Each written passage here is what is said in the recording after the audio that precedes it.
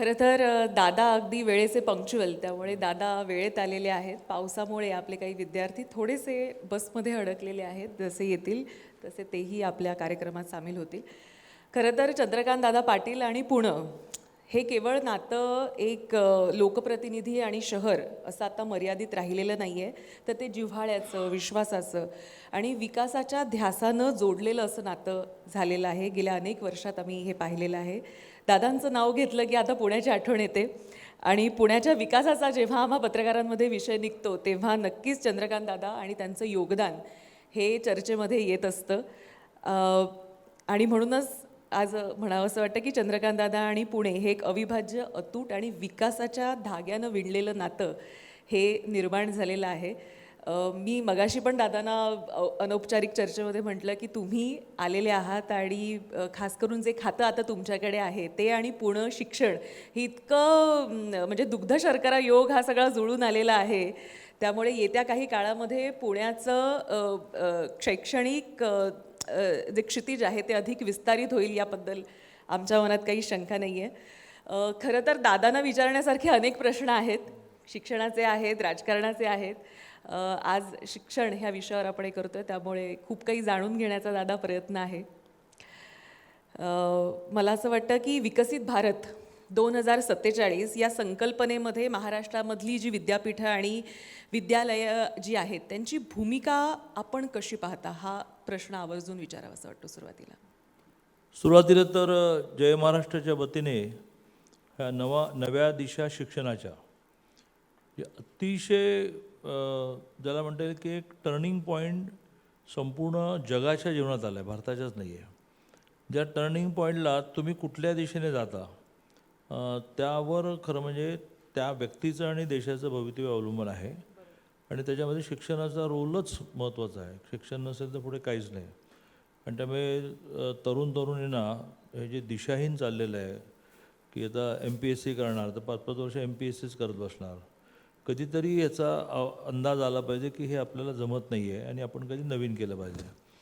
त्यामुळे मार्गदर्शनासाठी योग्य प्लॅटफॉर्म तुम्ही घेतला आहे त्याबद्दल अभिनंदन. धन्यवाद. आता तुम्ही प्रामुख्याने विचारलं की विकसित भारताच्या दृष्टीने काय योजना आहे किंवा काय दिशा आहे. तर सगळ्यात महत्त्वाचं म्हणजे आपला देश हा संपूर्ण जगामध्ये विकसित देश होताच.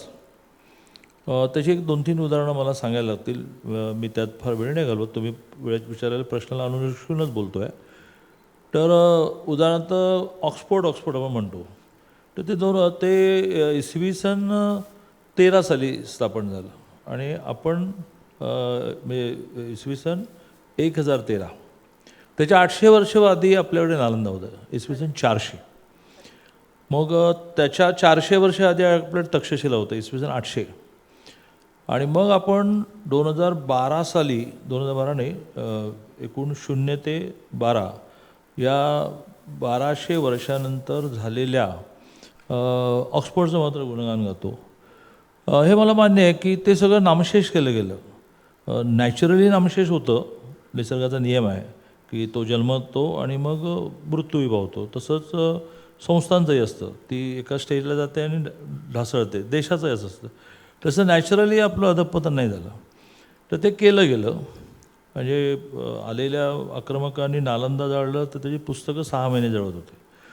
आणि त्यामुळे पहिला तर वेध असा घेतला पाहिजे की मान्य आहे कुठल्या ना कुठल्या कारणाने आपण मागे पडलो, तर पुन्हा एकदा मागे बघताना जुन्यातलं चांगलं आपल्याला कवर करायचं आहे आणि नवीनचा वेध घ्यायचा आहे.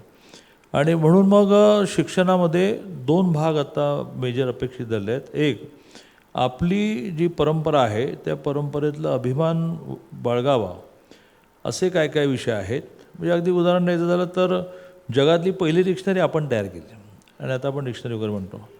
पण म्हणून त्याच्यात अडकायचं आहे का, तर नवीनमध्ये काय काय, तर व्यवसायाभिमुख नोकरी आणि व्यवसाय क्रिएट करणाऱ्या शिक्षणाशिवाय की ज्यातून नोकरी मिळते, ज्यातून व्यवसाय करता येतो, बेरोजगारांची फौज वाढेल, निराशा वाढेल, त्यातून देश काही विकसित होणार नाही. एक चांगलं आहे की संपूर्ण जगामध्ये मॅनपॉवरचं शॉर्टफॉल झाला, तूट पडली. लग्न न करण्याचं प्रमाण वाढलं, मुलं होऊ न देण्याचं प्रमाण वाढलं आणि त्यामुळे सगळ्या जगाला ही 142 कोटी भारताची मॅनपॉवर हवी आहे. मग ती प्रशिक्षित लागेल. आणि त्यामुळे आता नवीन शैक्षणिक धोरणामध्ये नॉर्मल आर्ट्स सायन्स कॉमर्सच्या बरोबरीने, नॉर्मल पॉलिटिक्स इंजिनिअरिंगच्या बरोबरीने त्याला व्हर्सटाईल करणं सगळंच त्याला येतं. मग हे करण्यासाठी त्याला योगा शिकवणं, त्याचं कॉन्सन्ट्रेशन वाढवण्यासाठी मेडिटेशन करणं, विपश्यना करणं, हा त्याला यंत्र म्हणून तयार करणं. पण त्याला वाद्यही वाजवता येतं, त्याला गाताही येतं, त्याला एकाच वेळेला सायन्स फॅकल्टी पण पिकअप करता येते, त्याच वेळेला त्याला कॉमर्सचं पण शिक्षण घेता येईल. असं मेजर आणि मायनर नावाचे 2 शब्द डेव्हलप झाले. तुम्हाला कशात करिअर करायचं आहे ते तुमचे मेजर सब्जेक्ट राहा, 70 मार्क.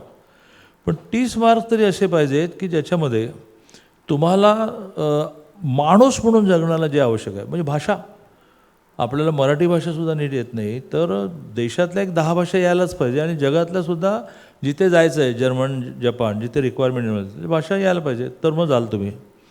असा शिक्षणाचा सर्वांगीण विचार आपण करतो आहे. संशोधन वृत्ती वाढावी, इनोव्हेशन, यावर पण भर देतो आहे की आपल्या देशाने नेहमीच ज्यांच्याकडे पेटंट आहेत अशांचे प्रॉडक्ट घेऊन त्यांना रॉयल्टी देण्याचं कारण नाही. आमची पेटंट आहेत आणि आम्ही रॉयल्टी मिळवतो. तर अशा दिशेने सगळ्या कॉलेजेसची रचना, विशेषतः पॉलिटेक्निक इंजिनिअरिंग, आगामी काळामध्ये आर्ट्स सायन्स कॉमर्स महत्त्वाचं आहे की नाही आहे, पण skill development, ITI, polytechnic engineering ही जास्त महत्त्वाची आहेत. कारण कौशल्य याला जगामध्ये डिमांड आहे. मला असं वाटतं की राष्ट्रीय शिक्षण धोरण NEP 2020 जे 2020 लागू झालेलं आहे, महाराष्ट्रामध्ये उच्च शिक्षण व्यवस्थेमध्ये आमूलाग्र बदल हे घडत आहेत, घडलेले आहेत. त्याबद्दल जाणून घ्यायला नक्की आवडेल. एकतर याची अंमलबजावणी महाराष्ट्रामध्ये 2020ला मोदीजींनी नवीन शैक्षणिक धोरण मांडलं. ते 80 नंतर आलं, म्हणजे जवळजवळ 40 वर्षानंतर आलं. कारण 80ला जे आलं ते नीट इम्प्लिमेंट झालंच नाही. ज्यात आपण 10-2-3 म्हटलं, ज्यात 10 नंतर मुलांनी 2ला जावं, व्होकेशनलायझेशन ऑफ एज्युकेशन म्हटलं, MCVC, पण फेल गेलं. पुन्हा लोकांना 11वी-12वी फर्स्ट इयर सेकंडसाठी करावं लागलं. आणि त्यामुळे 20चं नवीन शैक्षणिक धोरण मोदीजींनी मांडलं. पण त्याच वेळेला महाराष्ट्रामध्ये उद्धवजींचं सरकार होतं आणि एक विचार प्रवाह डेव्हलप झाला जो आजही आहे की जे केंद्र करेल ते आम्ही करणार नाही. त्याचं नेतृत्व ममता बॅनर्जीने केलं आणि उद्धवजी मग त्या नेतृत्वाला जॉईन झाले. परिणामी 22ला एकनाथजींचं सरकार येईपर्यंत नवीन शैक्षणिक धोरणात न पण लिहिलं गेलं नाही. त्यांनी असं बांधूनच ठेवून दिलं. एक समिती केली माशेलकरांच्या अध्यक्षतेखाली, पण त्याच्या सूचना पण बघितल्या नाही, त्या केंद्र काय करणे काय नाही. 22ला मात्र मला योजनापूर्वक शिक्षण मंत्री केलं गेलं. कारण मी 20 वर्ष अखिल भारतीय विद्यार्थी परिषद, आधी विद्यार्थी, मग फुल टायमर आणि नंतर 3 राज्य, ऑल इंडिया अशा जबाबदाऱ्या घेणारा. त्यामुळे असं म्हटलं गेलं की शिक्षणातलं तुला, कारण ज्या डिमांड आम्ही केल्या त्यात नवीन शिक्षण धोरणामध्ये आलं. व्यवसायाभिमुख शिक्षण मिळालंच पाहिजे, शिक्षणावर त्याला जोडून एक उपप्रश्न विचारते. दादा, महाराष्ट्रामध्ये शिक्षण मंत्री होणं हे फार काटेरी कुंपण असतं आणि अगदी काटेरी मुकुट असतो तो, की तो घेऊन चालायचा म्हणजे फार कठीण असतं. तर हे तुम्ही तुमच्या कार्यकाळामध्ये उत्तमरित्या पेललं असं म्हटलं तर वावगं ठरणार नाही, कारण फार काही आम्हाला माध्यमांना त्या काळामध्ये बातम्या दादानी मिळू दिल्या नाहीत. मी PWD आणि महसूलमध्ये असतानाही नाही मिळू दिलं तुम्हाला. तर त्यामुळे ह्या नवीन शैक्षणिक धोरणाची अंमलबजावणी 2 वर्ष उशिरा सुरू झाली. मला त्यामुळे ज्यांनी कोणी हे म्हटलं की आपको लगेगा की आपको साइडिंग में डाल रहे नहीं, ये आपको अच्छा जमेगा इसलिए दे रहा है. मी खूप वेगाने हा विषय नेला आणि देशात आता नवीन शैक्षणिक धोरणाच्या अंमलबजावणीमध्ये देशात आपण फर्स्ट आलो. त्याची जी वेगवेगळी वैशिष्ट्य सांगायची त्याच्यामध्ये प्रामुख्याने मातृभाषेतून शिक्षण यावर आम्ही भर दिला. त्याच्यानंतर NAC म्हणजे कॉलेजेसची दर 3 वर्षांनी चेकिंग करणं, सगळ्या सुविधा आहेत ना, त्या NACमध्ये आपण 1100वर होतो, तर आम्ही 2200वर नेलं. कॉलेजेस आपल्याकडे 6000 आहेत, त्यामुळे अजून उद्दिष्ट खूप मोठं आहे. NACमध्ये आपण गेलो. त्याच्यानंतर नवीन शैक्षणिक धोरणामध्ये 3 वर्ष नंतर 4थं वर्ष अपेक्षित आहे, जे व्हॉलंटरी आहे, ते आपण ह्या वर्षीपासून सुरू करतो आहे, की ज्याच्यामध्ये इनोव्हेशनवर जास्त भर दिलेला आहे आणि त्याची सगळी तयारी आम्ही करतो आहोत. आत्ता अशी स्टेज आहे की हे जे अपेक्षित होतं मायनर आणि मेजर 70 आणि 30, हे आम्ही खूप, म्हणजे नवीन शैक्षणिक धोरणाच्या अंमलबजावणीची पहिली बॅच छोटी यावर्षी बाहेर पडली. छोटी कोणत्या अर्थाने की 400 स्वायत्त महाविद्यालय आणि 1200 PG डिपार्टमेंट अशामध्ये पहिलं केलं. त्याच्या नेक्स्ट इयरला लगेच सगळ्यांचं केलं. त्यामुळे नेक्स्ट इयरला बॅच येईल ती 6,000 कॉलेजेसची येईल आणि लाखो विद्यार्थ्यांची येईल. महाराष्ट्राला उच्च शिक्षणाचं राष्ट्रीय केंद्र बनवण्यासाठी म्हणून महाराष्ट्र सरकारचे आणि विभागाचे खास करून पुढच्या 5 वर्षाचे प्राधान्यक्रम असे काय तुम्ही ठरवलेत, म्हणजे ह्या 5 वर्षात आता? पहिला प्राधान्यक्रम जो आहे तो मुलींचं शिक्षणातलं प्रमाण वाढवणं. मी बरं वाटावं आणि 33% महिला आरक्षण येणार आहे म्हणून म्हणत नाही, पण भरपूर वर्ष वापरली न गेल्यामुळे असेल, पण त्यांच्याकडे ब्रिलियन्सी जी आहे तिला आता एक्सपोजर द्यायला लागेल, ज्याचा तिच्यासाठी उपयोग होईल आणि समाजासाठी उपयोग होईल. ती प्रामाणिक असते, म्हणजे महिला भ्रष्टाचारी आहेत अशी प्रमाण नाही तसं नाही, पण ते नके बरोबर आहेत. तिची बाउंडिंग निर्माण होतं तिच्या जॉबशी. ती सगळं स्वयंपाक करून मंत्रालयात 10ला पोचण्याची धडपड करते. आमचा जो पुरुष आहे तो सगळेच नाही, पण काही जण म्हणतात की कोण बघतं आहे म्हणून, कारण तिकडे काय एका रेंजनंतर थंबीम काही नाही आहे ना. पण ती मात्र कोणी बघू न मग ती 10ला पोचते.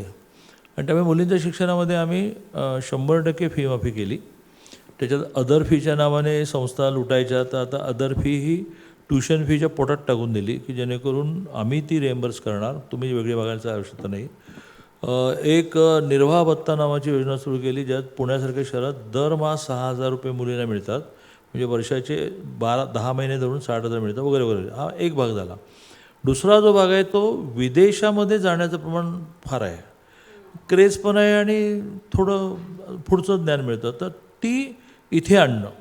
नवी मुंबईमध्ये 250 एकर जागा आपण दिली आणि त्या 250 एकर जागामध्ये खूप सुंदर कॅम्पस डेव्हलप होत आहे की ज्याच्यामध्ये जगातल्या पहिल्या 50 विद्यापीठांमधले 10 आले, की ज्याच्यामध्ये जवळजवळ विदेशात जाऊन शिकण्याचा जो आनंद आहे तो सोडला तर बाकी सगळं मिळणार. तोच अभ्यासक्रम, तेच फॅकल्टी तिकडून येणार किंवा इथे त्या लेवलचे घेणार, तीच परीक्षा पद्धती, तोच रिझल्ट आणि त्याच विद्यापीठाची डिग्री डिप्लोमा हे आता आपण सुरू करतो.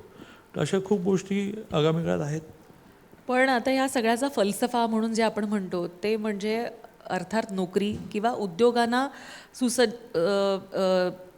उद्योगांना त्याची मदत होईल किंवा जो अभ्यास आपण करतोय त्याचा खरंच फायदा आपल्या प्रॅक्टिकल कामामध्ये आपल्याला यावं, यासाठी म्हणून काही अद्ययावत आणि काही ठोस निर्णय आपण घेतलेत. कारण बऱ्याचदा आपण बघतो की आपली जी जुनी शिक्षण पद्धती आहे त्याच्यामध्ये आपण शिकतोय आणि प्रॅक्टिकल लाईफमध्ये आपण वेगळ्याच गोष्टीवर अधिक प्राधान्य द्यावं लागतं. तर हे बदलण्यासाठी म्हणून काय करता येतं?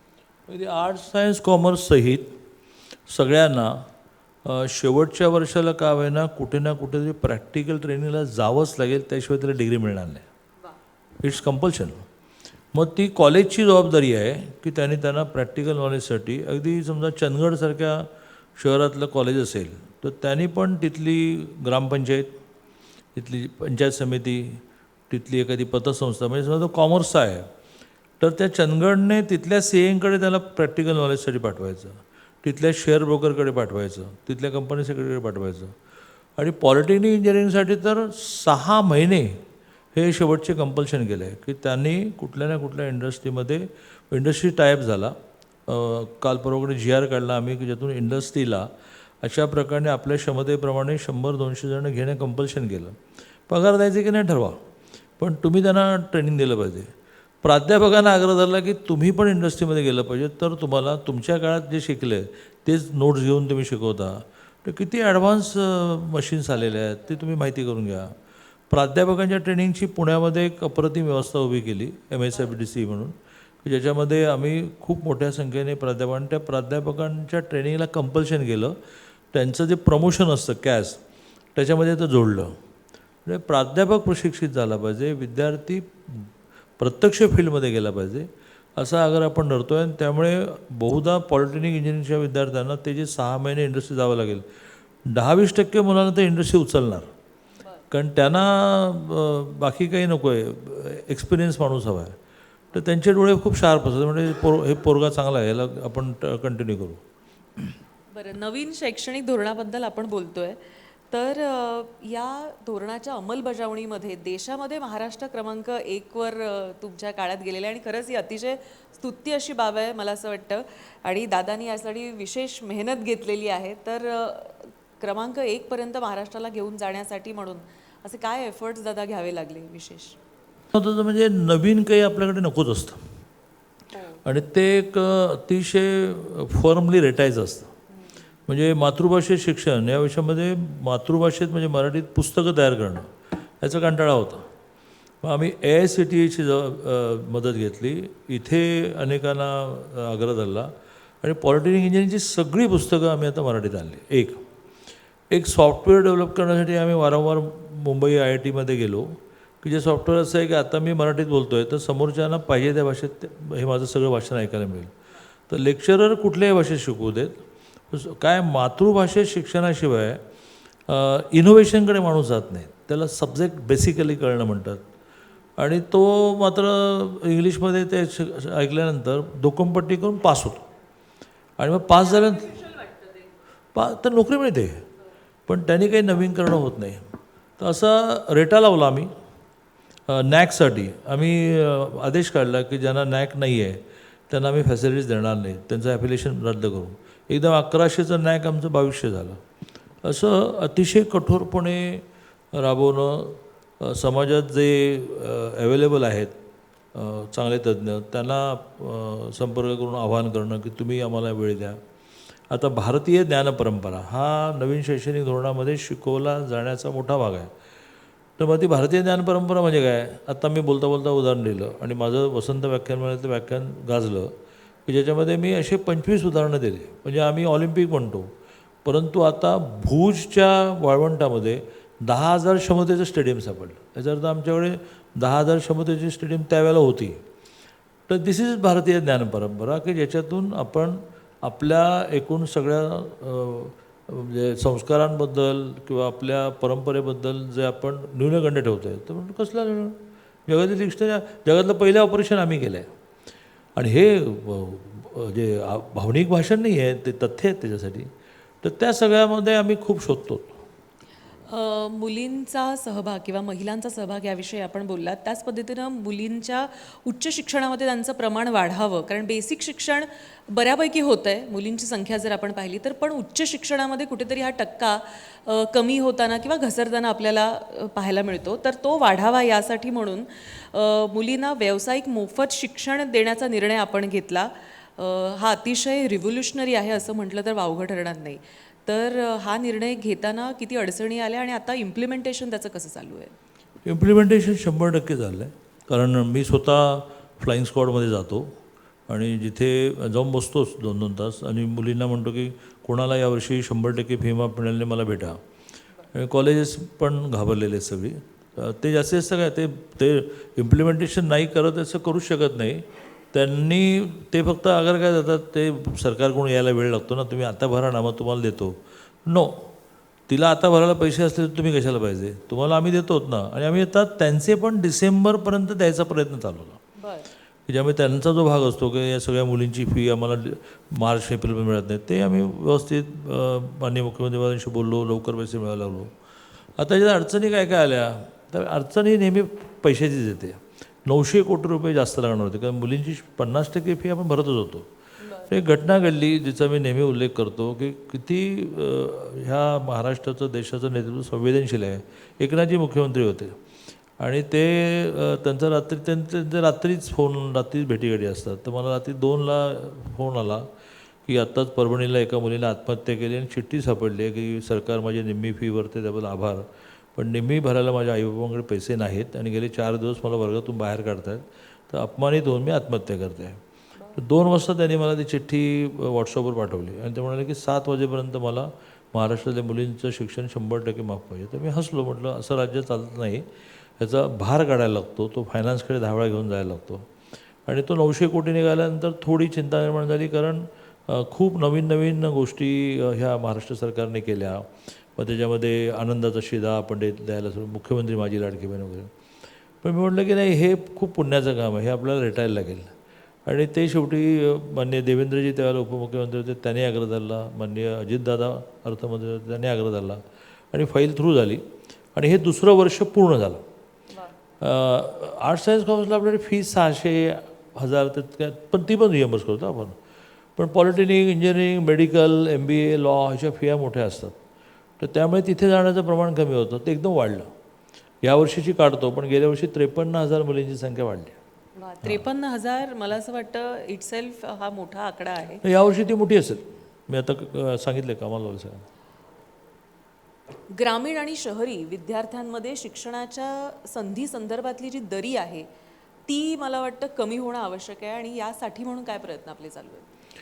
एक माझ्या डोक्यात चाललं आहे ते म्हणजे वर्षातून काही दिवस पार कुठल्या तरी सिंधुदुर्ग जिल्ह्यातल्या कणकवलीसुद्धा मोठं शहर आहे, पण कुडाळचे विद्यार्थी हे आपण सरकारने प्रवास खर्च करून आणि सरकारने राहण्याची व्यवस्था करून एक समजा वर्षातून काही दिवस, आठवडा 15 दिवस हे पुण्यात आणले आणि ते एस पी कॉलेजच्या विद्यार्थ्यांच्या बरोबरीने ॲडिशनली म्हणून वर्गात बसतील. मग त्यांना एक मोठं कॉलेज बघायला मिळेल, मोठी लायब्ररी बघायला मिळेल, मोठी लॅब बघायला मिळेल, मोठं ग्राउंड बघायला मिळेल आणि त्यांचं शैक्षणिक ज्ञान तर वाढेल, पण त्याची व्हिजन ही मोठी होईल की अरे मग काय चाललं आहे एकूण एकेका कॉलेजमध्ये 8-8, 10-10 विद्यार्थी. आणि मग त्याला जाणवेल की बा आमच्याकडे तर आम्ही वर्गातच जात नाही, 2 आणि 4 मुलं, इथे तर गर्दी आहे. हा एक प्रयोग वाटतो. दुसरा प्रयोग, चांगल्या प्राध्यापकांना एक्स्ट्रा इन्सेंटिव्ह देऊन ग्रामीण भागात नेता येईल का? कारण ग्रामीण भागामध्ये शेवटी वर्गात बसण्याचं प्रमाण कमी काय झालं तर तो प्राध्यापक त्याच्या कॉलेज लाईफमधले नोट्स घेऊनच शिकवतो. म्हणजे मी सरसकट प्राध्यापक आरोप करत नाही आहे ना, तर प्राध्यापक संघटना माझ्याविरुद्ध आंदोलन करतील. काही प्राध्यापक देखील इथं बसलेले आहेत आहेत आणि ते हसतायत. म्हणतील तर त्यांचं तसं नाही तर ते कौतुकास्पद आहे. पण त्यांना त्या छोट्या शहरात राहून त्यांच्यावर तरी गाजव आहे, त्यांना छोट्या शहरात राहून त्यांनाही एक्सपोजर कमी आहे. तर अशा काही मुंबईच्या रुईया कॉलेज आहे, म्हणजे रुईया कॉलेजमध्ये शिकणं, म्हणजे रुईयाचं मी ब्रँड ॲम्बॅसेडर नाही आहे, पण NSSचं युनिट चांगलं, NCCचं युनिट चांगलं आणि 4-5 वर्ष कॉलेज लाईफ नावाचा एक खूप आनंद मिळतो. ते प्राध्यापक समजा पार आमच्या डीपीचं नाव नाही घेतलं, हां डीपीचं नाव नाही घेतलं, सॉरी डीपीचं नाव नाही घेतलं, म्हटलं तिथलं हॉटेल ते फार फेमस आहे. म्हणजे मला हां हां वाटतं बरेच डीपी जण DP DP DP DP DP DP तू युआर मुंबई हां पार्ले रुपारेल नाही रुपारेलचा SK मी रुपारेलची आहे तुम्ही त्यामुळे रुपारेल असाल तर मध्ये विद्यार्थी परिषद कार्यालय आणि पलीकडे SK श्रीकृष्ण, अर्धा कप चहा पीत तासन तास बसायचं आणि मग रुईयाकडे DP. डीपीच्या आठवणींवर सुद्धा आपण बोलूच, पण आता तुर्तास मी थोडंसं पुढल्या प्रश्नाकडे जाते की परदेशामध्ये शिक्षण घेण्यासाठी म्हणून आपल्या लोकांची रीग आहे, आणि आता तर तुम्हाला कल्पनाच आहे मोदीजींनी सांगितलं आहे की परदेश गमन जरा कमी करा. तर विद्यार्थ्यांचं सुद्धा परदेश गमन करण्यावर आक्षेप नाही आहे आमचा, मात्र त्याच धर्तीचं किंवा त्या ग्रेडचं शिक्षण हे महाराष्ट्रामध्ये निर्मित होण्यासाठी म्हणून आपण सरकार म्हणून काय एफर्ट्स घेतो आहे? केंद्र सरकार दरवर्षी PM उषा नावाने एक खूप मोठी अमाऊंट देते, ज्याच्यामध्ये सिलेक्शन झालेल्या कॉलेजेसना मेरिटवर सिलेक्शन होतं. 5-5 कोटी रुपये मिळतात, युनिव्हर्सिटीना 100 मिळतात. गेल्या वर्षी आम्हाला 850 कोटी रुपये मिळाले. याच्यातून आग्रह हाच आहे की तुम्ही इमारती करत बसू नका, तुम्ही काही करून मुलांमधली संशोधन वृत्ती वाढवा. शोध आपल्या देशात जास्त लागले पाहिजेत, पेटंट आपल्याला जास्त मिळाले पाहिजेत, तर आपण श्रीमंत होणार. तो व्यक्ती पण श्रीमंत होईल का रॉयल्टी मिळते, रॉयल्टीवर टॅक्स बसला की ते श्रीमंत होईल. आणि मग काही तुमचे शोध हे माणसाला उपयोगी पडणार आहे. जसं वॅक्सिन आहे, आता पुनावाल्यांनी कॅन्सरचं महिलांना कॅन्सर होऊ नये म्हणून वॅक्सिन शोधलं, तर त्यांना रॉयल्टी मिळणार की नाही मिळणार, कारण सगळ्या जगाने ॲक्सेप्ट केलं. मग त्यांच्या रॉयल्टीवर टॅक्स मिळणार की मिळणार, पण महिला सुरक्षित झाल्या. अशा संशोधनाकडे आपल्या देशाचा भर वाढणं, किंवा आता ब्रेस्ट कॅन्सरचं टेस्ट हे आधी मेमोग्राफी होती, तिच्यात पण रेडिएशन आहे, तर त्याच्याऐवजी एक नवीन रिंग डेव्हलप झाली, रिंग टाईप, की जी तिचं त्याने तिच्या ब्रेस्टवरून फिरवून इन्फेक्शन आहे की नाही स्क्रीनवर येतं. आता हे जगाने ॲक्सेप्ट केलं, याला पेटंट मिळालं, त्याला रॉयल्टी मिळणार, सरकारला टॅक्सेस मिळणार. पण ती स्त्री मेमोग्राफीला जायला घाबरायची, त्याच्याऐवजी तिच्या ड्रॉवरमध्येच इन्फेक्शन चेक करणारं मशीन आलं. या लाईन्सवर पैसे आपण देतो की तुम्ही संशोधन करा, आम्ही तुम्हाला पैसे द्यायला तयार आहोत.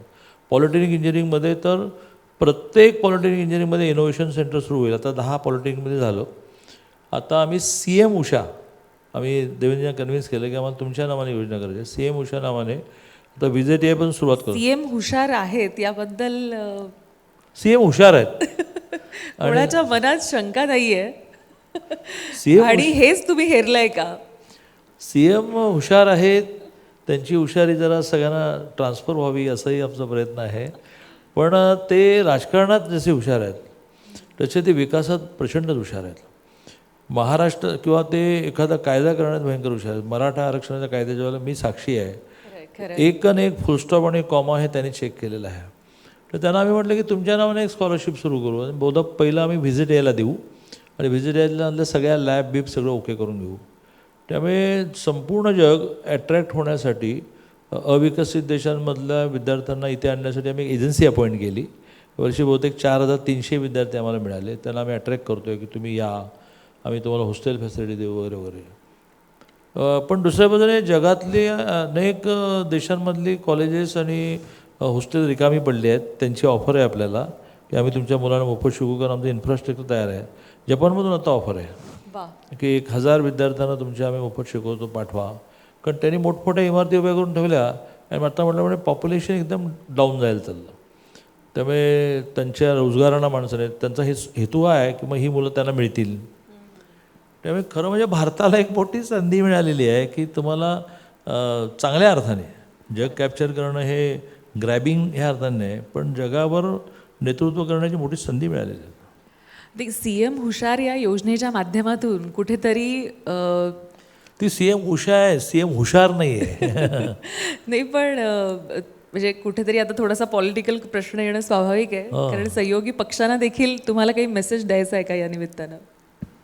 नाही, मी सहयोगी पक्षांना मेसेज देत नाही. हे प्रूव्ह झालं की महाराष्ट्रामध्ये पवारांच्या बाबतीत आपण म्हणू की त्यांनी 50 वर्ष महाराष्ट्रावर राज्य केलं, पण त्यानंतर कोण असा प्रश्न वारंवार. तर त्यानंतर खरं म्हणजे देवेंद्रजी आणि ते बहुधा 2 पावलं त्यांच्या पुढेच आहेत.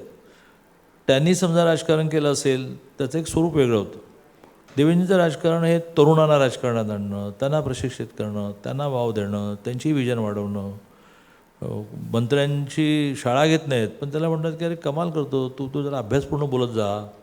काल संध्याकाळी मला ते म्हणाले की कोण मंत्री आम्ही 2-2 तासाचे स्लॉट केले की त्यात तो 2 तास त्यांनी बसायचा. तर कोण दांड्या मारतात मला यादी दे म्हणे. तर मी म्हटलं नको देवेंद्रजी जाऊ दे. वर्ग कोण घेते? मी प्रमुख आहे ना, आय एम मॉनिटर. संसदीय कामकाज मंत्री म्हणतात त्याला, पार्लमेंटरी अफेअर्स. तर आय एम इन्चार्ज. तर मला ते अलॉटमेंट असते आणि सगळं नीट चाललं आहे ना, लक्षवेधी आली आणि मिनिस्टर हजर नाही मग तो सदस्य रागावतो वगैरे. तर काल संध्याकाळी एका गर्दीमध्ये सचिन अय्यरांच्या कार्यालयामध्ये ते बुके द्यायला आले. मी एका ब्रिफिंगसाठी गेलो. ते म्हणाले ते ब्रिफिंगवर ठीक आहे सगळे उपस्थित राहत नाहीत असं मला कळलं, मला यादी दे. मी म्हणे नको नको. ते नको का? तू म्हणे उगाचच लोकांवर प्रेम करतो. मला सोमवार आता एक शेवटचा आठवडा राहिला ना, तर सगळ्यांना दटावायचं आहे की कोणी ॲबसेंट राहायचं नाही. पण ह्यावेळी तुमचे चॉकलेट्स लोकांनी मिस केले दादा. तर खूप देतोय मी. मी पुष्पगुच्छ देतच नाही, मी चॉकलेट देतो.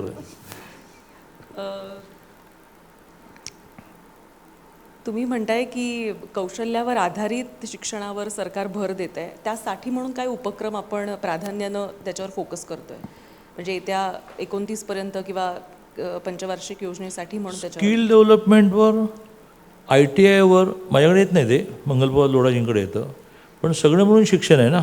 मेडिकल एज्युकेशन हसन मुश्रीफ आहे, शालेय शिक्षण दादा हुसेनकडे आहे, स्किल डेव्हलपमेंट आमच्या मंगलपाल लोढांकडे आहे, हायर एज्युकेशन माझ्याकडे आहे.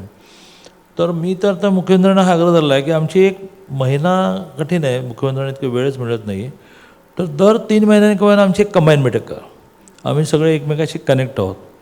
आणि त्यामुळे आता 8 स्किल डेव्हलपमेंटच्या युनिव्हर्सिटींना मान्यता दिली टप्प्याटप्प्याने. पुण्यातलं सिम्बॉयसिस, पुन्हा एकदा रुयासारखंच व्हायचं मी ब्रँड ॲम्बेसडर, पण सिम्बॉयसिस स्किल डेव्हलपमेंटचं युनिव्हर्सिटी तुम्ही बघितलं की नाही मला माहीत नाही, तुम्ही बघितलं पाहिजे. म्हणजे ब्युटी पार्लरचा तिथला कोर्स हा तुम्ही करूनच टाकाल. त्याची फी पण 2 लाख आहे, पण त्यांनी खूप चांगलं मॉड्यूल डेव्हलप केलं. जवळजवळ सगळ्याच मुलींची फी कॉर्पोरेट कोणत्या मिळवतात, म्हणजे त्यांनाही फी मिळते, मुलींना फ्री शिक्षण मिळतं. तर असं स्किल डेव्हलपमेंटवर ITI सगळी अद्ययावत करून घेतो आपण. पॉलिटेक्निक अद्ययावत करून घेतो आहे, इंजिनिअरिंग अद्ययावत करून घेतो आहे, वेगवेगळ्या सायन्स कॉलेजेसच्या लॅब नीट करून घेतो. मला असं वाटतं या सगळ्यामध्ये AI हा एक अतिशय महत्त्वाचा विषय आहे. तर महाविद्यालयांमध्ये AI, data centre, cyber security आणि यासारखे उपक्रम अधिक व्यापक करण्याची मला असं वाटतं आता आवश्यकता निर्माण झाली आहे. कारण छोटेखानी अनेक सेमिनार्स उभे राहतात, पैसेही उकळतात, पण अशाच पद्धतीचं किंबहुना त्यापेक्षाही अधिक दर्जेदार शिक्षण जर सरकारकडून देण्यात आलं किंवा शिक्षण संस्थांमध्ये तशी प्रोव्हिजन करण्यात आली, यासाठी आपण काही महत्त्वाची पावलं उचलताय का? एक नाव राहिलं आशिष शेलार, त्याच्याकडे IT आहे. तर त्यांच्या वतीने आता आपण एक AI युनिव्हर्सिटी करतो.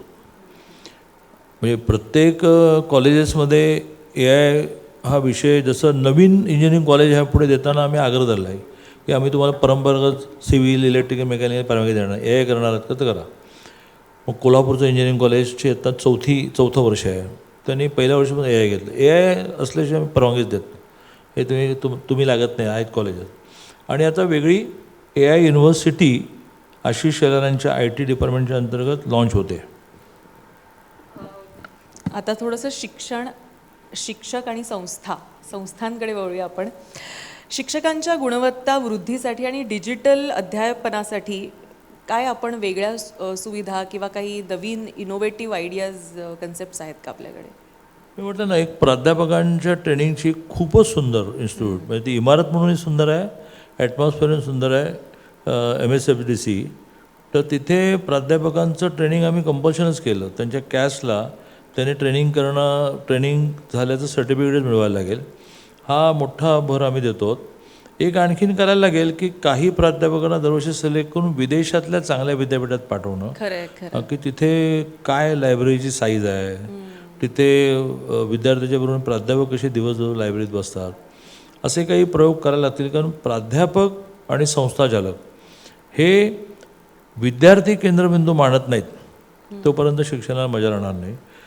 बहुतांश फार महत्त्वाचं विधान आहे. हो, अनेक शिक्षण संस्था ह्या त्यांच्या पॉलिटिकल इंटरेस्टसाठी आहेत. मी अगदी धाडसाचं विधान करतो. ती जी परंपरा आहे कर्मवीर भाऊराव पाटलांची, मग बापूजी साळुंकेंची, किंवा महर्षी धोंडो केशव कर्वे यांची, अशी मोठी यादी आहे, एखादं नाव राहील मॅडम तर गडबड होईल. इव्हन डॉक्टर बाबासाहेब आंबेडकरांची. डॉक्टर बाबासाहेब आंबेडकरांनी मिलिंद कॉलेजच्या माध्यमातून केवढा व्याप उभा केला. तर त्याच्यामध्ये केवळ समाज सुशिक्षित नाही, संस्कारित नाही, तर व्हिजन मला तयार करण्याचं स्वप्न होतं. इथे मात्र काही स्वयंअर्थसहित विद्यापीठांच्या बॅलन्स शीट ह्या तुम्ही पाहिलं तर तुम्ही पण एक स्वयंअर्थसहित विद्यापीठ माझ्याकडे मागाल. हां, तर हे कशासाठी? दिस इज नॉट युअर बिझनेस. शिक्षण हे तुम्हाला तोट्यातच चालवलं पाहिजे. तर बरं, ऐकताय ना तुम्ही? नाही, शिक्षण हे तोट्यातच चालवलं पाहिजे. तो बिझनेस असूच शकत नाही. ते एक अतिशय मोठं पुण्याचं काम आहे. 4 विद्यार्थी शिकले आणि नोकरी लागले की तुम्हाला पिढा जो देतात, तो शुगर असल्यामुळे तुम्ही घेत जरी नसला तर तो घेऊन आला आठवणीने, याचा आनंद हा बाजारात विकत मिळत नाही. पण हे संस्थाचालकांना कळत नाही. त्यांनी शुगर फॅक्टरीनंतर, टेक्स्टाईल मिलनंतर आता कॉलेजेस काढायला सुरुवात केली. आणि ते जोपर्यंत बदलत नाही की मी मार्केटमध्ये फिरेन आणि पैसे मिळवेन, सरकार अनुदान देईल, PM उषा, CM उषा आम्ही देतोच पैसे, मी मार्केटमध्ये फिरेन, मी पैसे मिळवेन, मी मुलींचं हॉस्टेल नीट करेन. मी बडाई म्हणून सांगत नाही, पण तुमच्यासारख्यांकडून लोकसेवा होतो. मी 12 मुलींची हॉस्टेल बांधली, माझी एकट्याची झाली. मग इथे बसलेल्यांचे किती होतील? मग कोल्हापूरला कृषी महाविद्यालयामध्ये मुलींची संख्या वाढायला लागली. याची सवयच नव्हती आमच्या कृषी महाविद्यालयांना. मुली कुठे ॲग्रीला यायला लागल्या, तर मी हॉस्टेल नव्हती. कोल्हापूरच्या ॲग्रीमधलं अतिशय सुंदर आमच्या यांच्या विजयाराजे शिंदे यांच्या नावाने काय पोर्ट्रेट लावलं तिथे आम्ही मस्त, त्यांच्या नावाने आम्ही मुलींचं हॉस्टेल काढलं. बरं, स्वायत्त विद्यालयं आणि विद्यापीठांना अधिक सक्षम करण्यासाठी म्हणून काही धोरणं आपण राबवताय का, किंवा त्यासाठी काही पावलं उचलताय का? नाही, स्वायत्त महाविद्यालय आणि स्वायत्त विद्यापीठांना परवानग्यांशिवाय आम्ही काहीच जाणार नाही. त्यांना एवढे हौस आहे ना, तर मगाशी मागच्या वाक्याला जोडतो, तर त्यांनी कलेक्शन केलं पाहिजे. आणि फी कलेक्शन नाही आहे, डोनेशन कलेक्शन आहे. आणि त्यावेळेस सरकार तुम्हाला परवानगी देईल, तुम्हाला तुमच्या जीवावर ते उभं केलं, जागा देईल. जास्तीत जास्त 1 रुपयात जागा देतो आपण वगैरे, ते देऊ. पण मग प्राध्यापकांची तुमच्या सगळ्या विद्यार्थ्यांची फी रिएम्बर्स आम्ही करणार. ती 80% मुलांची करायला लागते ना, SC ST OBC SCBC मुली सगळं मिळून. मग तुम्हाला किती लागतील पैसे? कारण जवळजवळ आम्ही प्राध्यापकांना पगार देऊ त्याच्यापेक्षा जास्त स्कॉलरशिप देतो आहे. आणि त्यामुळे आम्ही दिलेल्या स्कॉलरशिपमध्ये तुमचे प्राध्यापकांचे पगार होत आहेत. मग आला मुद्दा डेव्हलपमेंटचा. खूप CSR मिळतो, खूप CSR मार्केटमध्ये मिळतो आहे. आणि त्यांना तो वर्षाला 85% खर्चच करावा लागतो. मुळात 5 कोटीच्या वर प्रॉफिट झालं की 2% कंपल्सरी बॅलन्स शीटला दाखवायला लागतं आणि त्यातलं 85% खर्च करावा लागतो. आणि तो स्वतःच्या फॅमिलीला दूरपर्यंत दिला जात नाही आणि बघितलं जातं. पण मग तुम्ही अप्रोच व्हा, बरोबर ना? बरं, उद्योग आणि विद्यापीठं यांच्यामधली जी दरी आहे ती कमी करण्यासाठी इंडस्ट्री अकॅडमिया किंवा पार्टनरशिप ह्या सगळ्या गोष्टी किती महत्त्वाच्या तुम्हाला वाटतात? म्हणजे खूपच महत्त्वाचे आहेत. आता आपण एक GR काढला आणि इंडस्ट्रीला कंपेल केलं की तुम्ही आमचा जो अभ्यासक्रमाचा 6 महिन्याचा भाग प्रॅक्टिकल नॉलेजचा आहे त्यात पगार द्या अथवा न द्यावा ह्यांना तुम्ही घ्यायलाच पाहिजे. त्याशिवाय त्यांना ते पॉईंट्स मिळणार नाहीत, क्रेडिट्स मिळणार नाहीत. आणि क्रेडिट ते मिळाले नाहीत, 8 आहेत ते, तर त्यांना डिग्री मिळणार नाही. प्लस केंद्र सरकारने जो अप्रेंटिसशिप ॲक्ट आणला की ज्याच्यामध्ये मानधन पण आहे. प्लस इथे एका इन्स्टिट्यूटला आम्ही परवानगी दिली आहे की ज्यांनी इंडस्ट्रीमध्येच पॉलिटेक्निक त्या इंडस्ट्रीला आवश्यक असणाऱ्या गोष्टींचा अभ्यासक्रम पॉलिटेक्निक परवानगी देणार, सिलेबस मॉनिटर करणार, परीक्षा मॉनिटर करणार, रिझल्ट मॉनिटर करणार, पण डायरेक्ट क्लासरूमसुद्धा त्या इंडस्ट्रीमध्ये. आणि त्याच्यातून ते 80-90% त्या मुलांना ॲब्सॉर्ब पण करून घेतात आणि ते पॉलिटेक्निक शिकताना त्याला 23,000 रुपये दरमहा मानधन मिळतं. तर असे अनेक प्रयोग करून इंडस्ट्री आणि युनिव्हर्सिटी याचं कॉम्बिनेशन करण्याचा प्रयत्न आमचा चालला आहे. खरं तर प्रश्न खूप आहेत दादांना विचारण्यासारखे. अगदी थोडक्यात 2 प्रश्न मी घेते आणि बाकी काही प्रश्न मी ऑडियन्ससाठी सुद्धा ओपन ठेवते हा फोरम. आज खरं तर महाराष्ट्रातले अनेक विद्यार्थी, लाखो विद्यार्थी, पालक हा कार्यक्रम पाहत आहेत दादा. त्यांच्या भविष्यासाठी म्हणून तुम्ही काय आज संदेश द्याल? पहिली तर गोष्ट, मुलांवर आपली स्वप्न लादू नका.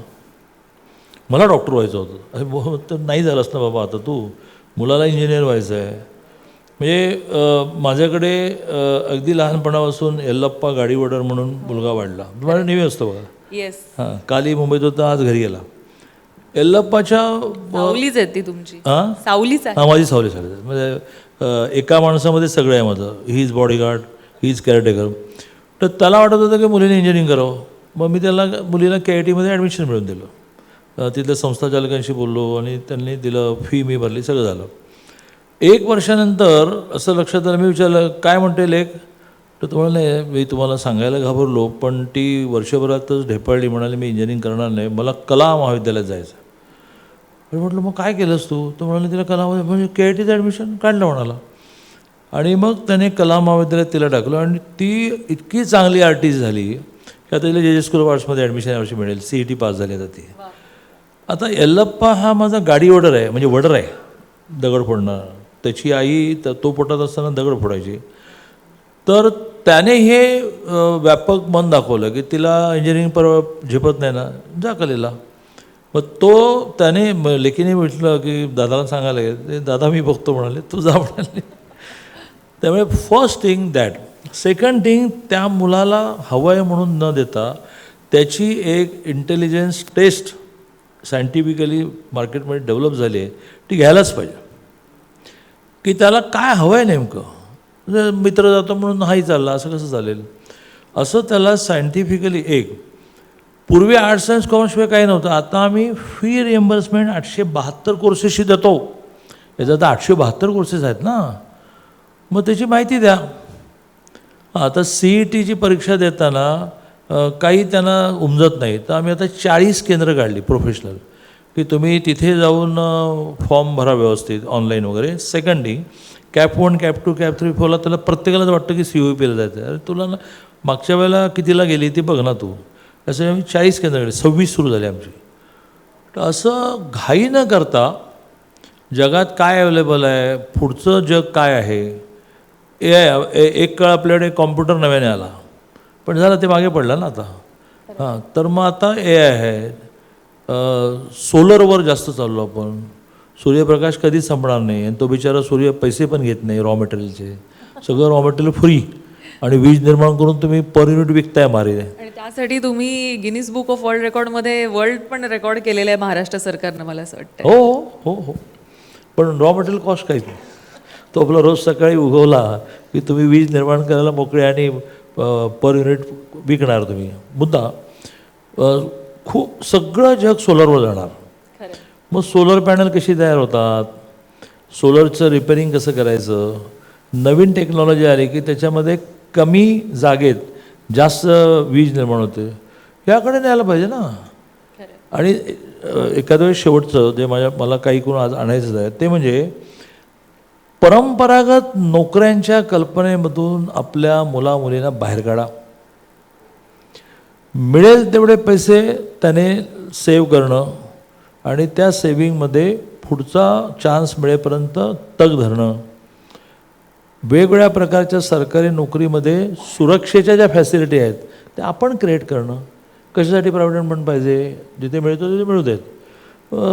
SBIची PPF नावाची यंत्रणा आहे, त्यात पैसे टाक. पेन्शन कशाला पाहिजे, अटल पेन्शनमध्ये पैसे टाक, LICच्या पेन्शन प्लॅनमध्ये टाक.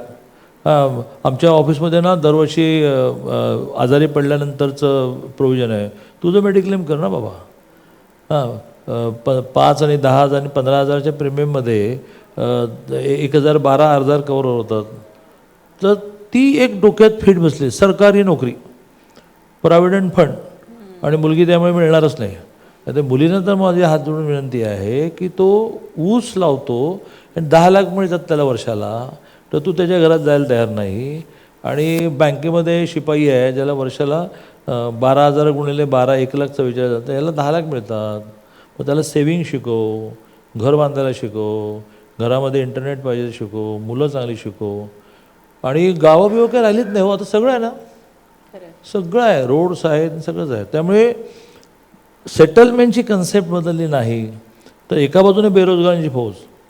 आता मी सांगतो त्या क्वालिफिकेशनची 100 क्वालिफिकेशन देतो, मला तुम्ही महिन्याभरात देऊ शकत नाही.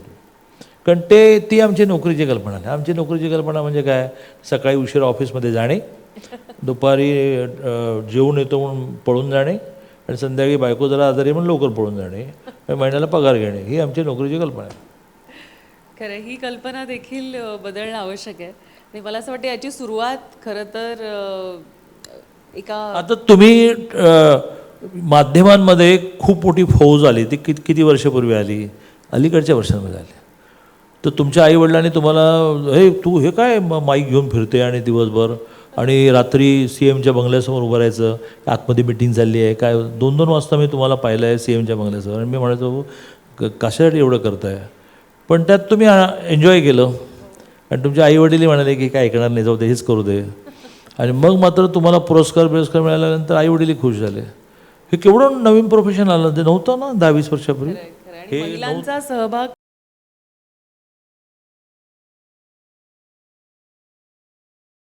क्षेत्रामध्ये दादा तुम्ही कुठे पाहता? महाराष्ट्र शिक्षणामध्ये आपण खूपच पुढे येऊन जाणार. ह्यात नवीन शैक्षणिक धोरणाची अंमलबजावणी स्कूल एज्युकेशनमध्ये दादा सध्या खूप वेगाने करत आहेत. ते थोडं रेंगाळलं होतं, कारण नवीन शैक्षणिक धोरणाची कल्पना अशी आहे की पहिलीच्या आधी 3 वर्ष आणि पहिलीपासून 4 वर्ष ही 7 वर्ष महत्त्वाची म्हणायची. आणि त्यामुळे आपल्याकडे मॉन्टेसरीचा अभ्यासक्रम नाही आहे, गल्ल्या गल्ल्यात मॉन्टेसरी. हे सगळं आता देशभरामध्ये मॉनिटर व्हायला सुरुवात झाली की मॉन्टेसरीचा अभ्यासक्रम सगळा देशभर कॉमन, त्याचे शिक्षक, त्याची क्वालिफिकेशन, त्यांचं ट्रेनिंग आणि त्याला त्या 7 वर्षात तुम्ही जे शिकवाल तेच. त्यामुळे थोडं स्किल डेव्हलपमेंट त्याला द्या, थोडं त्याच्या मातृभाषेव्यतिरिक्त भाषा शिकवायला सुरुवात करा, थोडं त्याला सिविक सेन्स निर्माण करा की काय कसं जगलं पाहिजे, रस्ता क्रॉसिंग, कचरा, अनावश्यक पाणी न वापरणं, हे काहीच नाही आहे सध्या. तर त्या 7 वर्षानंतर म्हणजे ती जी पहिलीच्या आधी 3 आणि 7 वर्षानंतर मग अवघड आहे.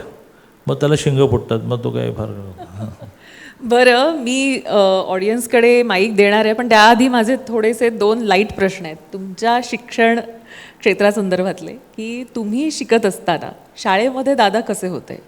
अभ्यासू होते, थोडेसे बॅकबेंचर होते, की दादा कसे होते? माझे आईवडील दोघेही गिरणी कामगार, त्यामुळे आम्ही मुंबई महानगरपालिकेच्या प्राथमिक शाळेमध्ये गेलो, मग 7वीपर्यंतही गेलो. पण 4थीपासून आम्ही मी आणि माझी बहीण जी आता एक खूप चांगली नर्स म्हणून रिटायर झाली, नवी मुंबईत राहते, सेंट जॉर्जेसला होते, नंतर प्रमोशन म्हणून GTला होते. आम्ही आईवडिलांच्या खूप मागे लावलं की आम्हाला चांगल्या शाळेत जायचं आहे. तर आईवडील म्हणाले की बा आम्ही दोघेही कामगार आहोत, आम्हाला एवढंच परवडणार, तुम्ही करा. त्या वयात आम्ही दोघे पैसे कमवायचो. सकाळी त्यावेळेला काचेच्या बाटलीमध्ये दूध मिळायचं, ते आम्ही घरोघर पोचवायचो वगैरे वगैरे. मग आम्हा दोघांनाही दादरच्या किंग जॉर्ज, तेव्हा किंग जॉर्ज आता राजा शिवाजी, किंग जॉर्जमध्ये ॲडमिशन घ्यायला मिळालं. आणि मी असं म्हणतो की त्यामुळेच खरं म्हणजे मला इथपर्यंत येता आलं. आणि त्यामुळेच माझ्या बाकीच्या बहिणी अगदी 7वी 8वीला रेंगाळल्या, पण ही माझी बहीण नर्स झाली आणि खूप चांगली नर्स म्हणून तिला खूप पुरस्कार मिळाले. आणि आम्ही दोघेही हे मान्यच केलं पाहिजे की शिक्षण हे थोडं परंपरेने येणार. आमचे आईवडील निरक्षर, दोघेही अंगठे बहाद्दर, तर त्यामुळे आम्ही स्वार होतो. BComला 41% मार्क मिळाले. पण सिन्सिरिटी, लायब्ररीत बसणं, समजून घेणं, मग थोडे विद्यार्थी परिषद आल्यामुळे सुद्धा थोडं माझं डायव्हर्जन झालं. पण तरी मी काही 60%वाला नव्हतो. पण ते मिळवतानाही मला आनंद होता की आपल्याला जेवढं जमलं तेवढं आपण केलं. मला असं वाटतं या निमित्तानं विद्यार्थ्यांना पण हा संदेश आहे की जरा आपल्याला मार्क्स कमी मिळाले किंवा काय, तर त्याच्यासाठी आत्महत्या करणं वगैरे हा पर्याय नाही. आज तुमच्यासमोर उच्च शिक्षण मंत्री बसलेले आहेत की त्यांनी अनेक अडचणी पार करत इथपर्यंतचा पल्ला हा गाठलेला आहे. आत्महत्या तर कोणालाच पर्याय नाही आहे. आत्महत्या म्हणजे काय, तर तुम्हाला तुमच्या यातना सहन नाही झाल्या म्हणून तुम्ही मुक्ती घेतली, पण बाकीच्यांचं काय केलं तुम्ही? आणि त्यामुळे येणाऱ्या परिस्थितीशी झगडणं याला काही दुसरं उत्तरच नाही. आणि त्यामुळे आत्महत्याचं प्रमाण शून्यावर आलं पाहिजे. आजारपणामुळे सुद्धा बरेच माणसं आत्महत्या करतात. वाय आहे ना, मेडिकल सायन्स खूप पुढे गेलं आहे. आणि मी थोडं आध्यात्मिक आहे. मी असं म्हणतो की हे मागच्या जन्मीचं काही आपलं राहिलं असेल ते फिटून जाऊ देत ना, तर मग पुढच्या जन्मीत हे प्रॉब्लेम राहणार नाहीत. पण काही झालं की सोपं. आता त्यामुळे मी एक नवीन मशीन शोधलं आहे, ते आता प्रत्येक हॉस्टेलला देणार आहे.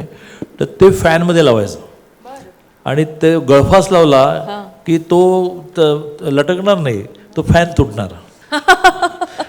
या आठवड्यात फारच युनिक कन्सेप्ट आहे. या आठवड्यात मी प्रेझेंटेशन घेतोय. ते डिव्हाइस एका तरुणाने डेव्हलप केलं. दिस इज इनोव्हेशन. त्याने ते फॅनच्या वरती, पंख्याच्या वरती लावायचं म्हणे, आणि कितीही लोड आला तर तो मरणार नाही, तर तो फॅनच तुटणार. त्यामुळे आता ते तरी आत्महत्येचं साधन मी काढून टाकतो सगळ्यांना. मला असं वाटतं की किती इनोव्हेटिव्ह विचार आहेत मला, आणि इतक्या आणि इतकं मोठं लोकही, मुलंही विचार करतायत आणि त्याच्यामध्ये इनोव्हेशन करतायत, हे खरंच स्तुत्य आहे. कॉलेज विद्यार्थींच्या आत्महत्या हॉस्टेलच्या फॅनला लटकण्यातून होतात. मग ती ओढणी काय वापरते आणि तो बेडशीट काय वापरतो, तर त्या फॅनला तर तुम्हाला लटकूच देणार नाही मी तुम्हाला. किमान त्यामुळे तरी ते प्रमाण कमी होईल आणि संपुष्टात येईल अशी आपण अपेक्षा करूया. माझा शेवटचा प्रश्न ऑडियन्सकडे जाण्याच्या आधीचा, की शिक्षण झालं, आता कॉलेज, DPचा मगाचा विषय अर्धवट राहिला दादा, तर कॉलेज जीवनाच्या आठवणींबद्दल देखील विचारणं मस्ट आहे, कारण तुम्ही उच्च तंत्र शिक्षण मंत्री आहात. तर कसे होतात तुम्ही कॉलेजमध्ये, आणि कॉलेजच्या त्या काळातल्या काही आठवणी? बंक मारून पिक्चर वगैरे बघायचात का, काय करायचं? कोणते? हां. आणि कुठले बघायचं? हो. कॉलेज माझं सिद्धार्थ, आणि सिद्धार्थला विटीला ग्राउंड पण नाही, डायरेक्ट तुम्ही उतरलं की रस्ताच, आमचा मोठा विटी स्टेशनकडून येणार रस्ता. आणि त्यामुळे ज्याला कॉलेज लाईफ म्हणतं तसं मला मिळालंच नाही. ग्राउंड आहे, खेळ आहे, ॲक्टिव्हिटी आहे वगैरे. पण त्याच दरम्यान मी विद्यार्थी परिषदेच्या कॉन्टॅक्टमध्ये आलो आणि खूप विद्यार्थी परिषदेचा ॲक्टिव्हिस्ट झालो. आणि त्यामुळे आंदोलनं करणं, भांडणं, ॲर्ग्युमेंट करणं, ही तेव्हापासून मला सवय लागली. सगळ्या ॲक्टिव्हिटी तिकडे गेल्या. मेजर ॲक्टिव्हिटी मला ABVPत करायला मिळाल्या. ठाणे जिल्ह्याच्या वनवासी भागात, आदिवासी भागामध्ये शिबिरांना जाणं. मुंबईच्या जवळ ठाणे आहे आणि इतकी गरिबी आहे. मग मला माझ्या गरिबीचा विसर पडला. अरे बापरे, मग माझे आईवडील कामगार तरी आहेत, त्यांना पगार तरी मिळतो, मग हे कसे जगतात? आणि त्यामुळे मी नंतर 13 वर्ष घर सोडलं संघटनेसाठी. त्याची व्हिजन ही मला ठाणे जिल्ह्याच्या आदिवासी भागात मिळाली आहे. आमच्याकडे पद्धत आहे विद्यार्थी परिषदेत 2 वर्ष किमान संघटनेसाठी घर सोडायचं विनावेतन, नो पगार, आणि अगदी लो प्रोफाईल म्हणायचं ती संन्यासी परंपरा आहे. सगळे संन्यासी नियम त्याला कळा, तो लग्न करत नाही, तो संसार करत नाही, तेवढे वर्ष मग बॅक यायचं. तर मी 13 वर्ष केलं. तर माझे वडील मिल कामगार. दरवर्षी जेव्हा मी 1 वर्ष एक्सटेंड करायचो माझं घरातून बाहेर पडणं, त्याला म्हणतात पूर्ण वेळ, फुल टाईम. त्यावेळेला ते म्हणायचं बास झालं ना बाबा, आम्ही गिरणी कामगार, आम्ही रिटायर झालो. पण मला सारखं पंजाबचा प्रश्न अपील करायचा, मला काश्मीरचा प्रश्न अट्रॅक्ट करायचा की अरे काय चाललं आहे. आणि मग त्यामुळे 1 राज्य 3 राज्य आणि शेवटी मी ऑल इंडिया जनरल सेक्रेटरी झालो. त्यामुळे ॲक्टिव्हिटी, भांडण, न्याय मिळवून देणं, संवेदनशीलता, हे सगळं मी विद्यार्थी परिषदेत शिकलो. कॉलेजमध्ये मी अभ्यासक्रम शिकलो. खूप चांगले चांगले प्राध्यापक मिळाले, त्यांनी मला खूप चांगली लॉजिक्स दिली. खरात नावाचे आमचे प्राध्यापक म्हणायचे, ते म्हणजे जेव्हा जेव्हा गरीब आहे असं वाटेल ना तुला, तेव्हा धारावीत जा म्हणाले, वाटेल की आपण खूप श्रीमंत आहोत म्हणाले. तेव्हापासून माझा गरिबीबद्दलचा न्यूनगंडच संपला. त्यामुळे खूप कॉलेज लाईफ एन्जॉय केलं मी. पण चित्रपटाच्या प्रश्नाला बगल पण दिलीत तुम्ही. चित्रपट आणि नाटकं मला खूप आवडतात. आता थोड्या मर्यादा आल्या, परंतु नंतर मग जेव्हा मी 13 वर्ष पूर्णवेळ काम करून परत आलो आणि आता पहिला रुपया कमवायचा तो मी नाटकं लावण्यातून मिळवला. शिवाजी मंदिरच्या बऱ्याच डिश माझ्याकडे असायच्या आणि मी ते नाटक लावायचो, त्यातून पैसे मला मिळायचे. आणि नंतर मग मी आमदार झाल्यानंतर मंत्री होईपर्यंत मी 2 व्हीलरच फिरायचो ना, माझ्याकडे ॲक्टिवा होती. ते आजही माझा एलप्पा बिलप्पा वापरतात. तर साधारणतः महिन्याभरानंतर आमदार झाल्यानंतरही बायकोला घेऊन सिनेमाला पार्वती थिएटरमध्ये जाणं. तिथे एक लेडी तिकीट चेकर होते, आता ते थिएटर बंद झालं असं कळलं मला. तर ती आम्हाला लांबून पार्किंग करताना त्याच्या मैत्रिणी सांगायचे आले 2 आले हळू. आणि खूप सिनेमा पाहिले खूप. आता 2 कारणाने अवघड झालं आहे की लोकांना वाटेल की इतका वेळ आहे तुम्हाला की तुम्ही थिएटरमध्ये जाऊन सिनेमा पाहता. प्रश्न पडलेत खूप. आणि मी खूप प्रवासात असतो. बायकोचं खूप हेवी करिअर होतं, ICW आहे ती. पण माझ्या आईच्या आणि त्याच्या आईच्या तब्येतीमुळे हळूहळू करिअर तिने बंद केलं. त्यामुळे ती कोल्हापूरला अडकली, मी भटकत राहतो. पण एकत्र आलो की आम्ही बघणार सिनेमा सोबत. पण मला असं वाटतं आजकालच्या काळामध्ये सगळ्यात जास्त बिझी प्रोफेशन किंवा तुम्हाला फार डेडिकेशनने काम करावं लागतं ते म्हणजे पॉलिटिशियन झालेलं आहे असं म्हटलं तर वावगं ठरणार नाही. कारण पूर्वी जे पॉलिटिशियन्स मी पाहिलेले आहेत, विधिमंडळ अनेक वर्ष कव्हर केलं आहे, त्यावेळी बऱ्याचदा बाकं रिकामी असायची. पण आता असे मास्तर मिळालेले आहेत की जे अभ्यासही घेतात, 2-2 तास बसावंही लागतं, प्रशस्तीपत्रकही देतात आणि पुढच्या वेळी नाव डिक्लेअर करेन अशी धमकी देतात. त्यामुळे ते एक बदललेलं आहे. आणि मला असं वाटतं गेल्या काही काळामध्ये अभ्यासिकपणा हा आमदारांमध्ये मला वाढलेला दिसतोय, खास करून भाजपचं सरकार आल्यानंतर. कारण त्यांची प्रणाली तशी आहे, म्हणून कार्यप्रणालीचा तो एक भाग असल्यामुळे मला असं वाटतं की त्यामुळे हे प्रोफेशन म्हणजे जास्त डेडिकेशन असं झालं आहे का? झालं याचं कारण लोक खूप हुशार झाले. ते नुसतं तुम्ही वर्षाला 10 किलो साखर देतायत म्हणून मत देणार नाहीत. ते हा जेन्युइन माणूस आहे का, प्रश्न सोडवतो का, यावर मतं द्यायला लागले. आणि त्यामुळे आमदारांनासुद्धा, नगरसेवकांना, खासदारांनासुद्धा अभ्यास, मग तुमच्यामध्ये फार ते हे नाही येत ना गुण, तुम्ही एजन्सी लावा, पण तुम्ही लोकांना जे हवं आहे त्याची डिलिव्हरी केलीच पाहिजे.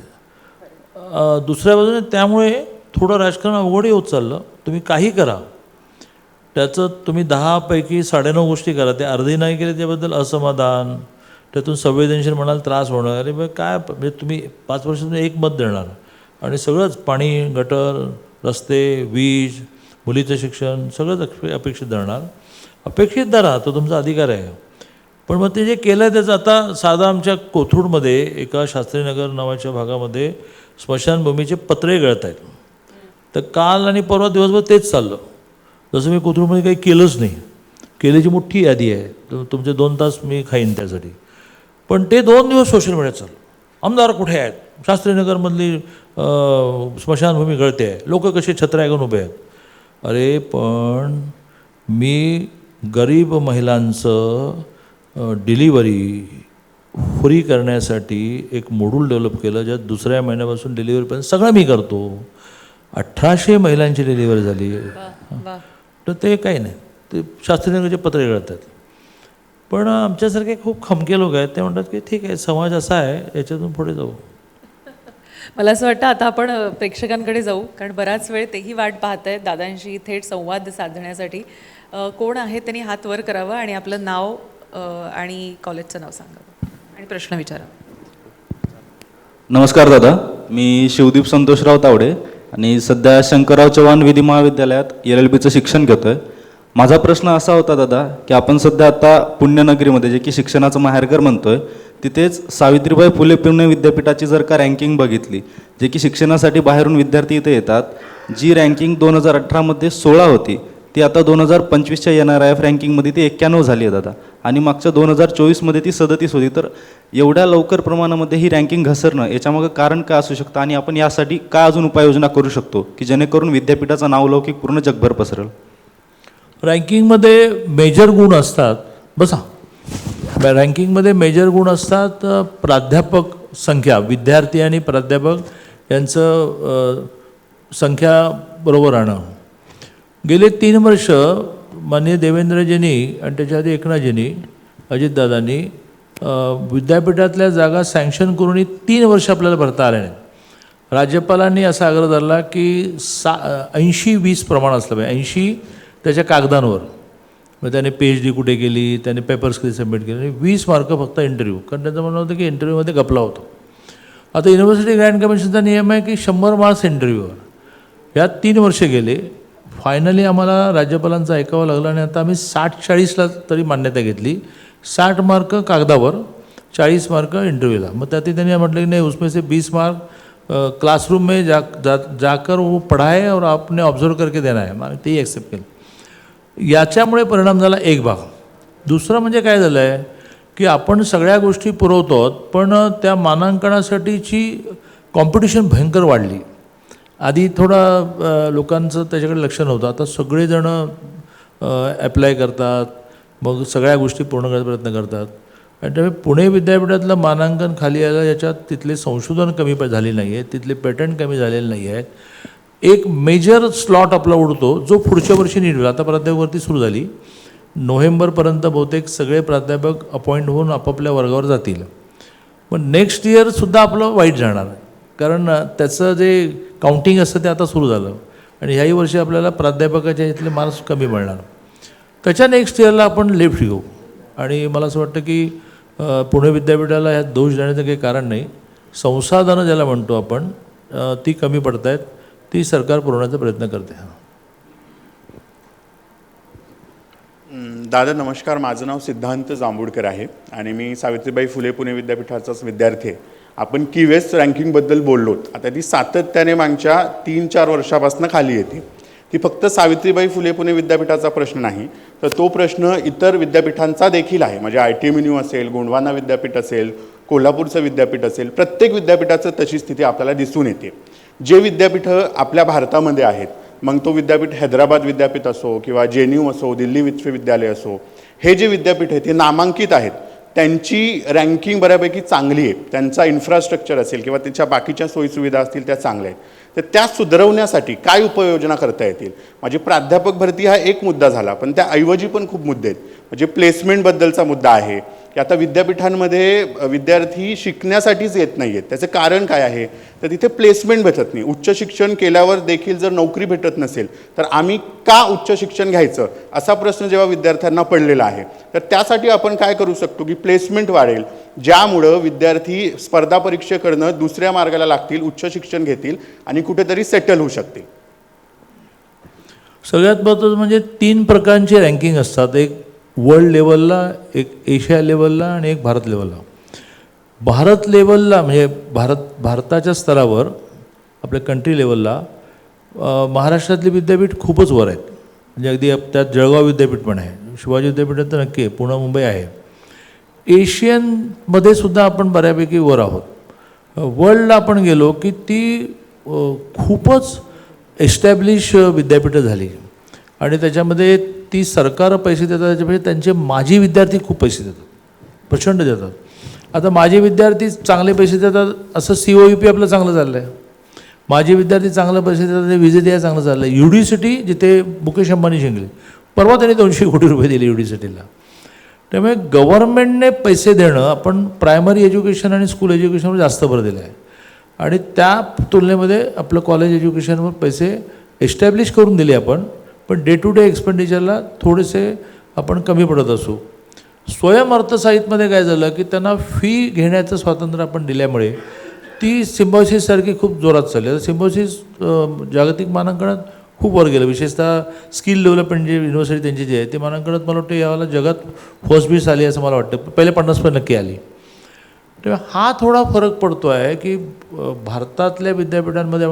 दुसरं झालं ते बहुतेक पुढच्या वर्षीपासून नीट होणार आहे की आता ज्याला आपण स्टेट युनिव्हर्सिटी म्हणू त्याचं मानांकन वेगळं काढलं जाईल. काय झालेलं आहे की आपल्या भारतातल्या समजा यावेळेला 52 संस्था ह्या जगातल्या 500 झाल्या, त्यातल्या 40 या IIT सारख्याच आहेत. मग आता बहुतेक जागतिक स्तरावर माहीत नाही, पण भारताच्या स्तरावर आपण स्टेट युनिव्हर्सिटी वेगळ्या करू. त्यात खाडकन पुणे मुंबई बहुतेक पहिल्या 10-12मध्ये पण जाईल. IITशी तुलना जाऊ शकत नाही, ज्याच्यामध्ये सेंट्रल गव्हर्नमेंट खूप फंड्स टाकते, किती शोध लावतो आहे आपण, जगाला देतो आहे आपण. तेवढे फंड्स कॉन्सन्ट्रेटेड एज्युकेशनच्या बरोबर जनरल एज्युकेशनला देणं हे सोपं नाही आहे. पण याच्याकडे लक्ष आहे, स्वतः मुख्यमंत्री महोदय मॉनिटर करतात. त्यांनी गेल्या वेळेला पुणे विद्यापीठाच्या कुलगुरूंना बोलवून घेतलं की कुठे तुम्ही कमी पडताय, काय तुम्हाला हवं आहे ते मला सांगा. प्लेसमेंटच्या बाबतीत तर खूप इंडस्ट्रीशी आपण MOU करतो, कारण तो आता अभ्यासक्रमाचाच भाग झाला आहे.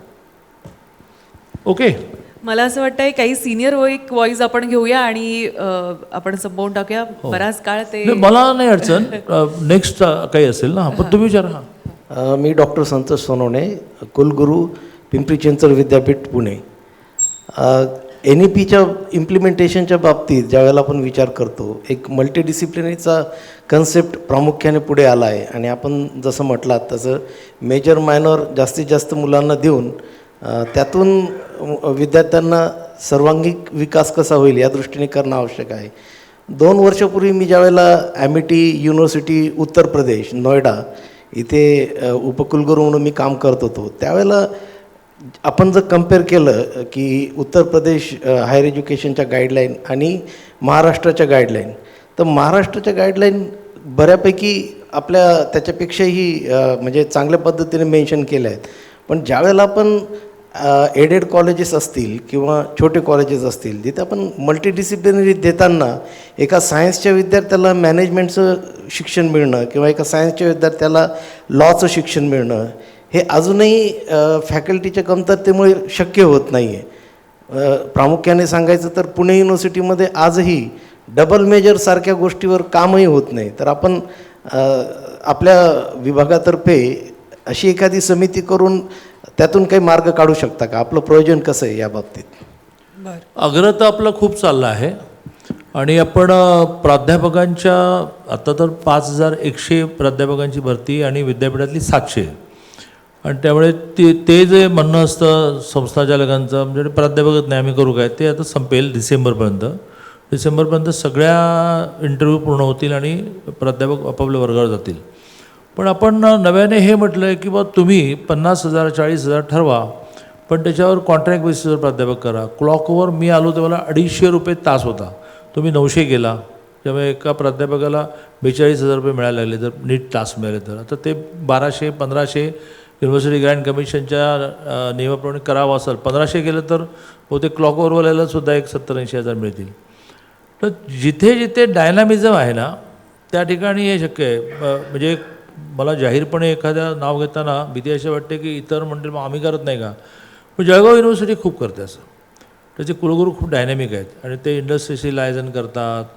मग तुम्ही म्हणता तसं एका वेळेला 2 काय आपण 4-4 डिग्र्या करू शकतो ना. नवीन शैक्षणिक धोरणाची ती ब्युटी आहे. तुमची तयारी असेल तर एका वेळेला 4 डिग्र्या करा. मग 1 डिग्री करत असताना त्याच्यामध्ये अनेक विषय शिका. तर अनेक विषय शिकण्यासाठी काय आपल्याकडे एकूणच not on education in all आपल्याला यथास्थितीवाद फार आवडतो. आहे तसं राहणे शक्य असेल तर झोपूनच शिक्षण घेता आलं तर बरं. त्याच्यामध्ये डायनामिझमची आपली तयारीच नसते. आणि त्यामुळे प्राध्यापकांना प्राचार्यांना कुलगुरूंना माझं आव्हान आहे की मी तुम्हाला आत्ता 4 विषय सांगितलं. त्याचं सिम्बॉयसिसचं स्किल सांगितलं की त्यांनी एक जवळजवळ 90% मुलांकडून फी घेत नाही, पण त्यांना फी मिळते. त्यांनी इंडस्ट्री टायप केला. असं फ्युएल नावाचं एक स्किल युनिव्हर्सिटी आता सँक्शन झाली. देशपांडे म्हणून बघा, खूप मस्त पोरगा आहे, केतन देशपांडेवर समथिंग. तर त्याने असंच मोठ्या प्रमाणात इंडस्ट्रीकडून पैसे मिळवले आणि बहुतांश विद्यार्थ्यांचे MBA त्याचा खूप चांगला मानला जातो. त्याची फी तो भरतो, खूप प्रयोग करतो. तर आता युनिव्हर्सिटी वगैरेच्या बाबतीमध्ये काय झालं आहे की थोडा जो प्रोॲक्टिव्हनेस पाहिजे आहे तो वाढायला लागणार आहे. पण परिस्थिती आता कंपेल करणार सगळ्यांना, कारण शेवटी तुम्ही चांगलं शिकवणार नाही आहेत. तर आता तुमच्याकडे तुम्ही प्रश्न बरोबर म्हणत नाही, तुमच्याकडे ॲडमिशन मिळायला मला पत्र पाठवायला लागतं का, तर तुमची प्लेसमेंट चांगली आहे. आपोआपच शेजारी जे कोणी आहे, जिथे विद्यार्थी संख्या कमी होईल तर ते प्लेसमेंटवर प्रयत्न करणारच. थँक्यू दादा. मला असं वाटतं की दादा म्हटले आणि प्रश्न काही संपणारे नाही आहेत आणि दादा सतत आमच्या समोर येत असतात माध्यमांच्या समोर, तर आम्ही त्यांना गाठण्याचा पुरेपूर प्रयत्न करत असतो. कारण दादांकडे कायम मी इतक्या वर्षात पाहिलेलं आहे, अनेक खाती होती. महसूलसारखं महत्त्वाचं खातं देखील दादांकडे होतं आणि या काळामध्ये शिस्तबद्ध पद्धतीनं मला वाटतं ती संघाची शिस्त जी आहे ती दादांच्या वर्तनात पुरेपूर दिसत असते. आणि कुठल्याही गोष्टीचा गवगवा न करता आणि खास करून मीडियापर्यंत जोपर्यंत ती कॅबिनेटमध्ये जात नाही तोपर्यंत ती कळू नये याची पूर्ण खबरदारी दादा अनेक वर्ष घेत आहे. त्याच्यात थोडं आता अमेंडमेंट करा, आम्हाला पण द्या काहीतरी चालवायला. तर माझी अपेक्षा आहे की दादा पुढच्या काळामध्ये त्याच्यावर देखील थोडासा विचार करतील. आज तुम्ही दादा इथं आलात, आम्हाला वेळ दिलात, त्याबद्दल अनेक धन्यवाद. अनेक प्रश्न अजूनही अनुत्तरित आहेत, त्यासाठी आपण एक वेगळं सेशन नक्कीच ठेवू आणि तुम्ही याल अशी मी अपेक्षा करते. मी पुणे मुंबई दोन्ही ठिकाणी एज्युकेशन बीटवरांना दर 3 महिन्यांनी जेवायला बोलवायला सुरुवात केली आणि ते खूप प्रश्न विचारतात. तर तुमचंही त्यातलं असं असाईन केलं असेल तर तो जोडा त्याला बघा. बरं. आणि तुम्ही राजकीय बातम्यांबद्दल बोलताय तर त्याला मला स्वतःला बॅन करून टाकलेलं आहे. कारण पण दादा रिशफल होत आहे, कसं होत आहे, कोणाची नावं आहेत, अनेक जाणार. आम्ही थोडंसं तुमचं नावही मधल्या काळात ऐकून होतो की दादा, तर बरं तुमच्या माहितीसाठी म्हणून सांगते, दादा RSSचं ज्यावेळी फुल फ्लेज काम करत होते, आजही करतात, पण त्या काळामध्ये खुद्द अमित शहा साहेब देखील त्यावेळी दादांना रिपोर्टिंग करायचे. त्यामुळे दादांची वट काय आहे हे आम्ही पत्रकार चांगलेच जाणून आहोत. त्यामुळे जेव्हा जेव्हा अशी काही सुवर्ण संधी येत असते तेव्हा कायम दादांचं नाव हे त्यात आवर्जून येत असतं. त्यामुळे दादा, काही काळानंतर आम्हाला तुम्हाला तिथेही पाहायला आवडेल. हा उपक्रम खूपच चांगला आहे, कारण नीट मार्गदर्शन न मिळाल्यामुळे पूर्ण आयुष्यच खराब होऊन जातं.